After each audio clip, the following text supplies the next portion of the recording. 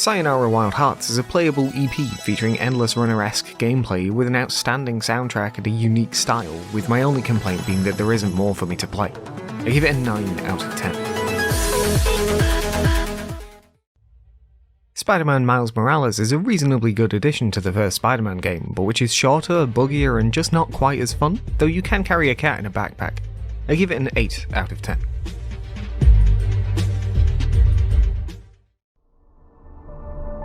Maiden is a survival horror visual demo for Resident Evil Village, which is neat but incredibly short, and you're not losing out at all by not being able to play it.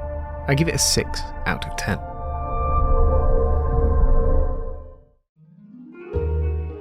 Stories: The Path of Destinies is an action RPG with 25 mostly unique endings, but only 5 required ones, and it's probably better you stick with those because otherwise it gets pretty buggy and repetitive. I give it a 7 out of 10.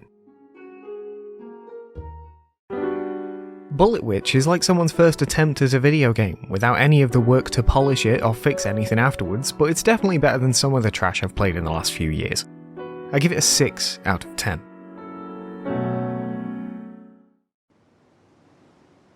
Minit is a monochromatic adventure game with roguelike elements, where you must remove your curse by frequently moving house and destroying a factory. I give it an 8 out of 10.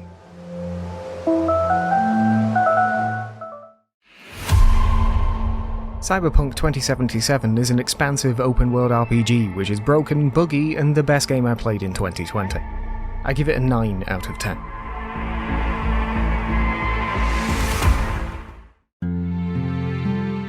A Bird Story is a touching story told in video game form about a boy and a bird which is incredibly short but still an enjoyable time. I give it a 7 out of 10.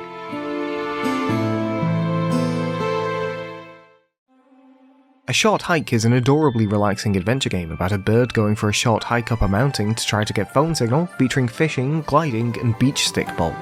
I give it an 8 out of 10.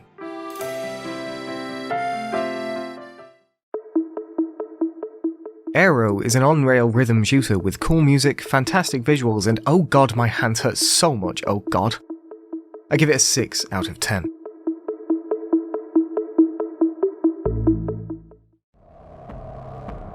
Distance is a futuristic survival racing game with an aesthetic that permeates all aspects, but with levels that can be kind of hard to understand toward the end. I give it a 7 out of 10.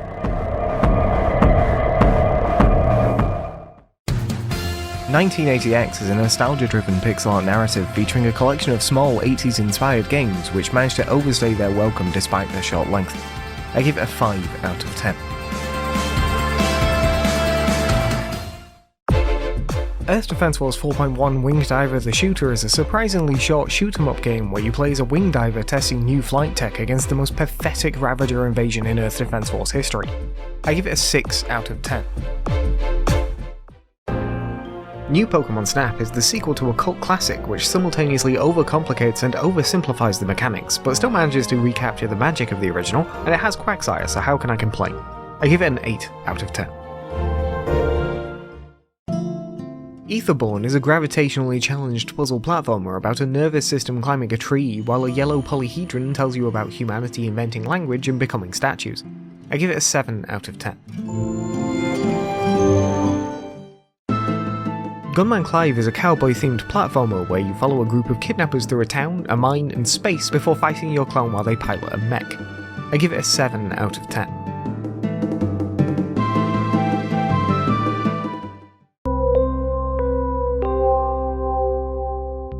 Gone Home is an intimate story of relationships and the breakdown of a family which almost made me cry. I give it an 8 out of 10.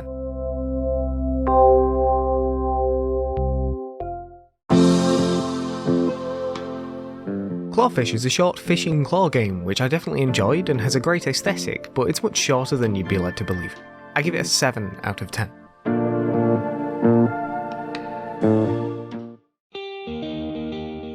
Unbeatable White Label is a free prequel to Unbeatable with great music, addictive gameplay, a couple of bugs, and which got me incredibly hyped for the full release. I give it an 8 out of 10.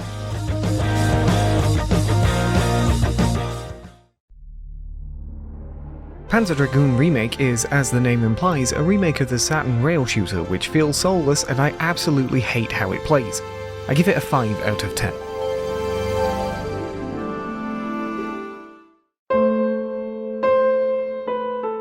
Dear Esther is an interesting story told in the least interesting way possible, but it looks nice in some places. I give it a 6 out of 10.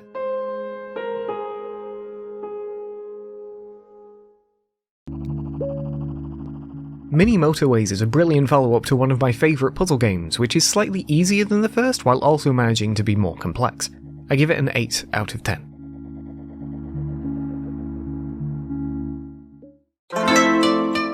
Tengami is a relaxing adventure game inspired by Japanese art, which has some cool moments and smart puzzle solutions, but can sometimes be quite obtuse in its design.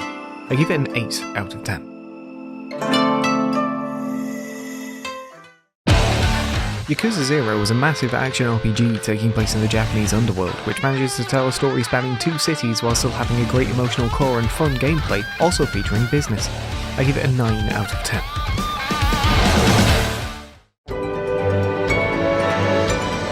The Legend of Zelda Skyward Sword is the best 3D Zelda game we've had in the past 10 years, but which is hampered by frustrating controls. I give it an 8 out of 10.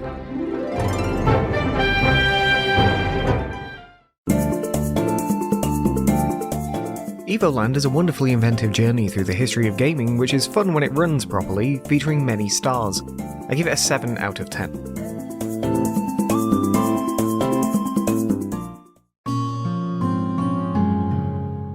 Finding Paradise is a full follow-up to The Moon, which builds upon the previous title in every way, especially in the combat and shmup sections.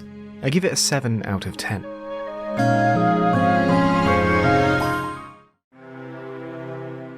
Framed is a noir-inspired puzzle game which, despite being short, feels a bit too long and has a story that only barely makes sense. I give it a 7 out of 10.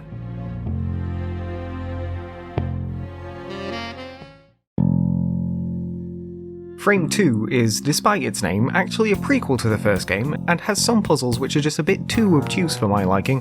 I give it a 6 out of 10.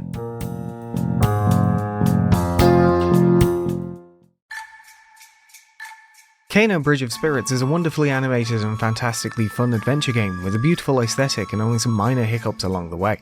I give it a 9 out of 10.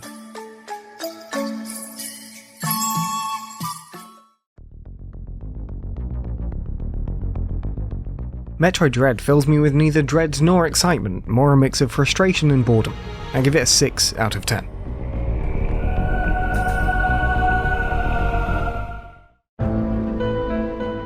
Death's Door is possibly the best game of 2021, filled with charm, sorrow, almost perfect difficulty, and oh so many crows. I give it a 9 out of 10.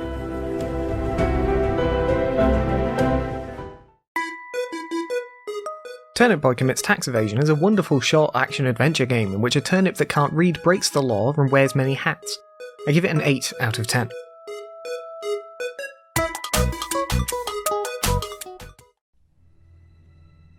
The Matrix Awakens isn't a game, it's a combined advert for the Matrix Resurrections and Unreal Engine 5, and the only reason I'm making this is because at this point it'd feel weird if I didn't. I give it a 5 out of 10. Guardians of the Galaxy is a game which took me completely by surprise, with adequate combat but a much more interesting story and characters I actually cared about. I give it an 8 out of 10.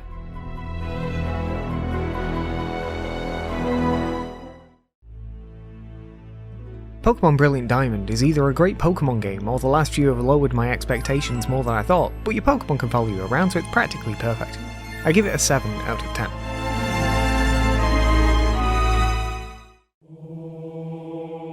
Halo Infinite is a totally fine and surprisingly short open-world first-person shooter, but the only thing I can really say I enjoyed is the grappling hook. I give it a 6 out of 10.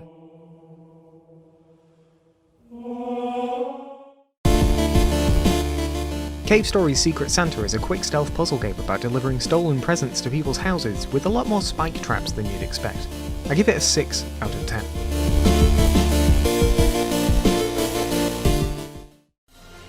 Final Fantasy XIV A Realm Reborn is probably the best MMO ever made, with hundreds of hours of free content, a mostly compelling story with some incredibly dumb plans, and an entirely useless team who can't do the one thing they're devoted to.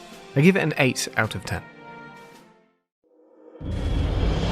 Final Fantasy XIV Heavensward is the award-winning expansion to Final Fantasy XIV, featuring interspecies relationships and boyfriend murder. I give it an 8 out of 10.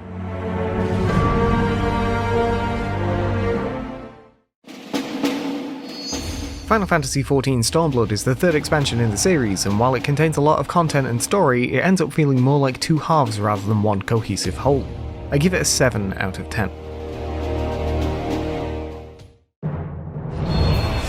Final Fantasy XIV Shadowbringers is a return to form after the slight dip we saw in Stormblood, where we take a deep dive into the history of the Ascians and get a new boyfriend. I give it an 8 out of 10. Final Fantasy XIV Endwalker is the spectacular culmination of an 11-year-long story in which a smug catboy travels to the end of the universe with their boyfriend to make friends with a sad bird. I give it a 9 out of 10.